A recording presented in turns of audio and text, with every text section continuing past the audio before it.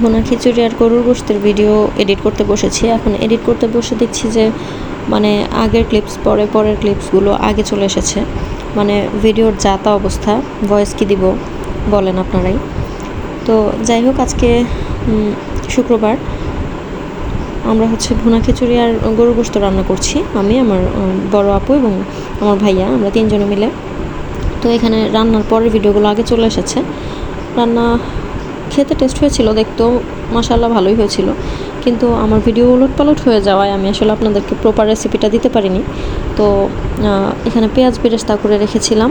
এটা আগের ভিডিওগুলো, আপনারা নিজ দায়িত্বে আসলে বুঝে নেবেন কোনটা আগে ছিল কোনটা পরে ছিল। আমি এখানে উপকরণগুলো আগে রেডি করেছিলাম।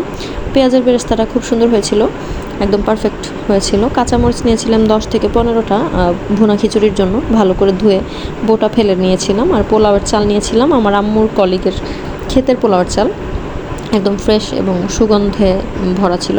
তো সাথে মসুর ডাল এবং মুগ ডাল হালকা ভেজে নিয়েছিলাম। এখানে পোলাওয়ের যে সকল উপকরণ বা মশলাগুলো লাগে সেগুলোই সাথে হলুদ দিয়ে মিক্সড করে তারপর আমরা রান্নাটা করেছিলাম।